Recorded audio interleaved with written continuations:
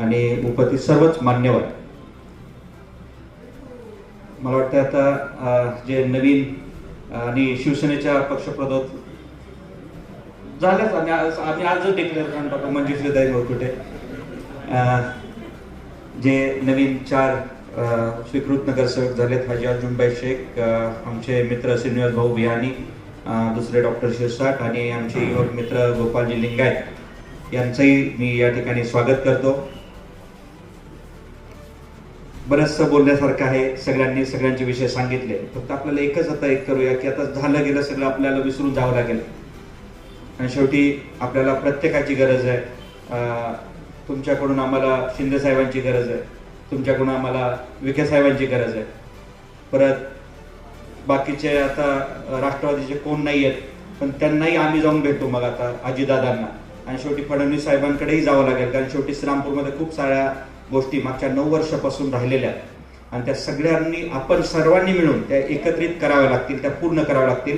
आणि आज आपण श्रीरामपूरची जी दिशा आणि दशा बघतोय ती खरोखरच वाईट झालेली आहे आणि याच्यातून आपल्याला सगळ्यांना एकत्रित येऊन हे करावं लागेल.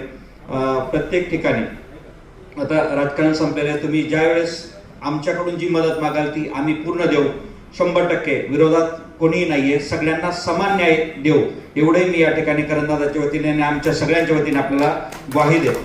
ज्या काही आपल्याला मागण्या करायच्या असतील, नामदार राधाकृष्ण विखे पाटील साहेब असतील, एकनाथजी शिंदे साहेब असतील किंवा माननीय मुख्यमंत्री देवेंद्र फडणवीस जी असतील किंवा उपमुख्यमंत्री अजितदादा पवार असतील, यांच्याकडे मागण्या आपण आपल्या शहरासाठी भांडायला सगळेजण एकत्रित मिळून जाऊ आणि शेवटी शहर सुधारलं पाहिजे, शहरामध्ये विकास गंगा वाहिली पाहिजे, ही आपल्या सगळ्यांची भूमिका असली पाहिजेत. आणि आपल्या सगळ्यांना आज जसं खेळीमेळीचं वातावरण राहिलंय असंच 5 वर्ष खेळीमेळीचं वातावरण सत्ताधाऱ्यांनी सत्ताधाऱ्यांच्या जाग्यावर, विरोधकांनी विरोधकांच्या जागेवरती राहूनच चाललं पाहिजे, अशी आपल्या सगळ्यांची भूमिका आपण पार पाडूया. आपल्या सगळ्यांना शुभेच्छा. येणाऱ्या 5 वर्षामध्ये ज्या काही आपल्याला श्रीरामपूरच्या लोकांनी आपल्या सगळ्यांना 35 लोकांना जी जबाबदारी दिली तुम्ही निश्चितपणे पार पडाल आणि त्याच्यामध्ये आमची जी काही कार्याची मदत लागेल ती आपल्याला 100% मी ग्वाही देतो की तीही मदत आम्ही करू. फक्त एकच आहे की आपल्याला काही गोष्टींमध्ये ठरवून घ्यावं लागेल की श्रीरामपूरची शांतता ही बिघडली नाही पाहिजे, श्रीरामपूरचा जातीय सलोखा हा टिकून ठेवला पाहिजे,